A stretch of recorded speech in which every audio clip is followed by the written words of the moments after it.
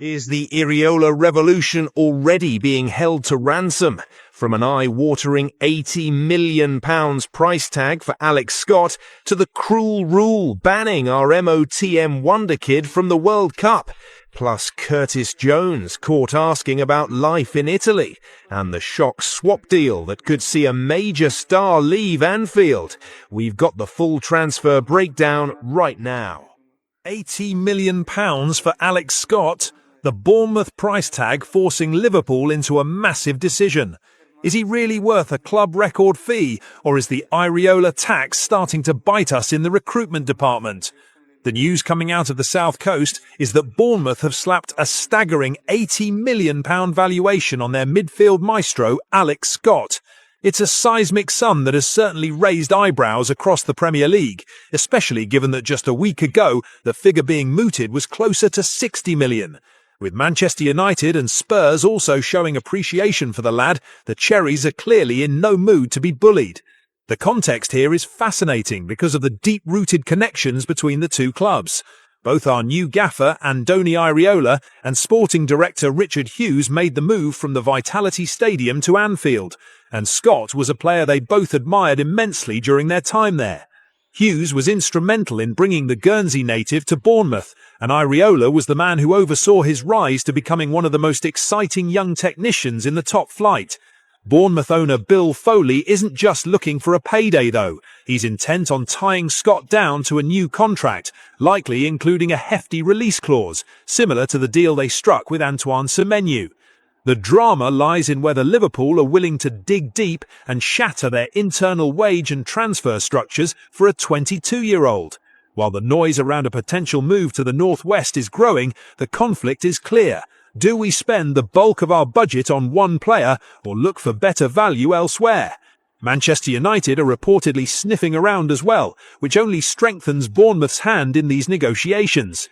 If he signs that new contract at the Vitality, it might be too late for the Reds to make their move. When you look at the facts, it's easy to see why the price is so steep. Pep Guardiola has previously labelled him an unbelievable player, and Iraola himself described his performance against Arsenal as amazing. Statistically, Scott was one of the standout midfielders last season, particularly for his dribbling and ball-winning attributes in the centre of the park.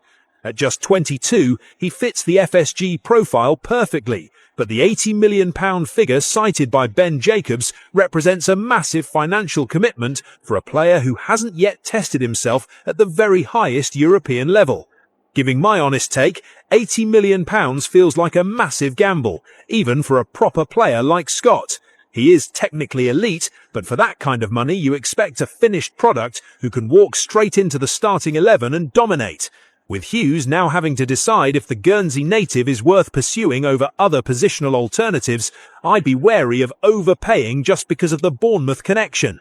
Is he the man to lead our midfield for the next decade, or should we be looking for better value on the continent? Let us know in the comments if you'd splash £80 million on him. Forgotten no more. Iraola hands Harvey Elliott a shock Liverpool lifeline after Villa disaster. Can a new manager really erase a year of absolute frustration, or has the damage to Harvey Elliott's development already been done? After a truly humiliating loan spell at Aston Villa, the 23-year-old is returning to Anfield this summer with his career at a crossroads. Under Arne Slot, Elliott found himself surplus for requirements, dropping from over 50 appearances a season to being shipped out on loan. But with Andoni Iraola now at the helm, the landscape has shifted overnight, offering the midfielder a clean slate that many thought was impossible. The backstory to this one is a bit of a nightmare for the lad. He was once seen as the heir apparent to the right side of our midfield, a regular under Jurgen Klopp who consistently showed heart and a sharp instinct for goal.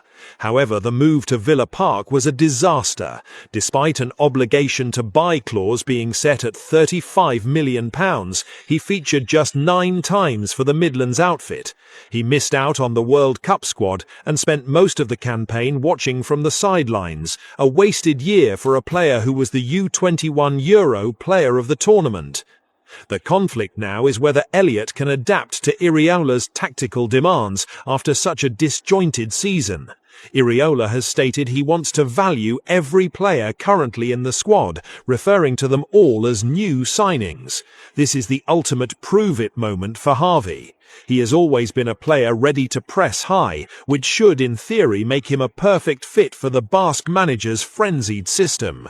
The tension will be in pre-season. Can he rediscover the form that made him a Klopp favourite, or will the lack of minutes last year prove too much to overcome? The facts are quite telling. Elliott's appearances plummeted from 53 and 46 in his final 2 years under Klopp to just 28 under Slot before the loan move. He has been at the club since 1919 and has always shown complete commitment, but he needs regular football at 23. Iraola has confirmed he has already been analysing the squad's strengths and weaknesses, and he is looking forward to evaluating everyone with a fresh perspective this July. Honestly, this feels like the signing of the summer that we didn't have to pay for. If Iraola can get Elliott back to his best, we have a technically gifted, high-pressing midfielder who knows the club inside out. It was rubbish how he was treated at Villa, and Slot clearly didn't fancy him, but Iraola's arrival represents a proper fresh start. I reckon he's got a massive point to prove. Do you think Harvey Elliott can finally become a regular starter under Iraola, or should we have cashed in while we had the chance? The end is near. Curtis Jones caught asking about Italy as Inter Milan prepare £35 million raid. Is it time to bid farewell to one of our own, or is Curtis Jones being pushed out before he's had a fair crack under the new regime? The Italian champions, Inter Milan, are reportedly paying attention to our Scouse midfielder, and the noise regarding a move to the San Siro is getting louder by the day.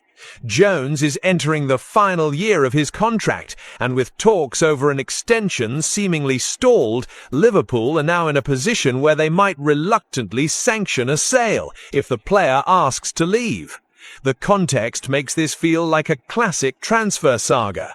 Jones struggled to nail down a consistent starting spot last season, even as our midfield options were stretched thin. He was even shifted to right back towards the end of the campaign, which is never a great sign for a lad who wants to be a creative force in the middle of the pitch. Now, with Inter sensing blood in the water and their sporting director, Piero Ausilio, openly admitting their interest, the pressure is on the Anfield hierarchy to make a definitive call. The drama hit a new level when Federico Chiesa revealed that Jones has actually been asking him about what life is like in Italy. When a player starts asking about the weather and the lifestyle in Milan, you know his head is already starting to turn. The conflict here is between the club's desire to keep a homegrown talent and the financial reality of losing him for nothing in 12 months. If Inter are prepared to match the £35 million valuation, it might be a deal that suits everyone involved. Looking at the facts, Jones made 34 league appearances last year, but only 18 of those were starts. After breaking into the England squad and scoring on his debut against Greece, he has since fallen out of favour with Thomas Tuchel and hasn't added to his 6 caps in a year.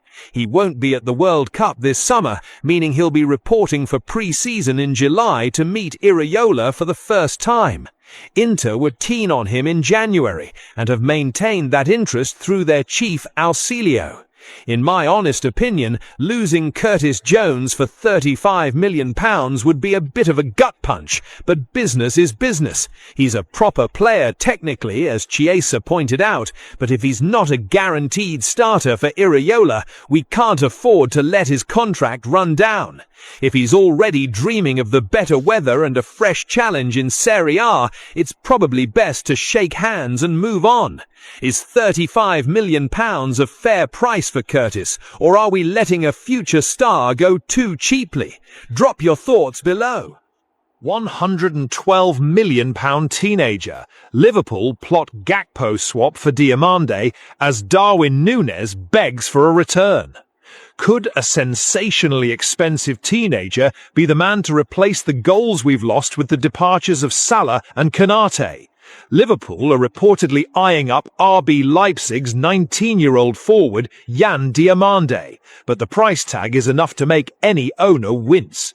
Leipzig are demanding a staggering $150 million, £112 million for their star man, leading to wild suggestions that Cody Gakpo or even Harvey Elliott could be offered as a makeweight in a part exchange deal. The backstory to this summer window is one of light numbers. We've lost Mohamed Salah, Andy Robertson and Ibrahima Konate as free agents, leaving Iraola with a squad that needs more bodies, not fewer.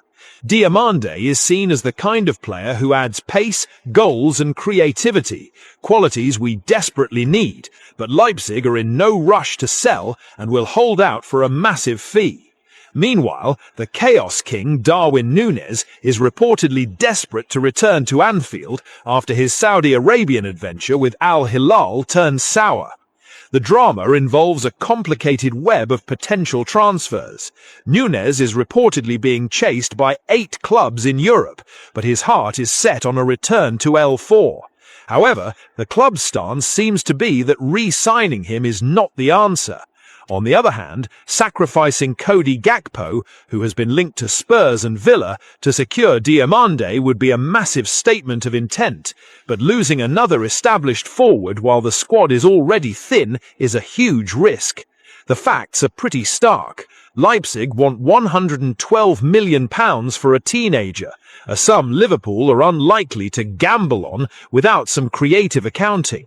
Núñez left just a year ago, but was dropped by Al Hilal to make room for Karim Benzema. If Núñez manages to get his contract terminated in the Middle East, he becomes a free agent, which might be the only way the Reds would even consider a reunion. As for Diomande, he's being compared to Sadio Mane and is a golden boy candidate, proving he's the real deal.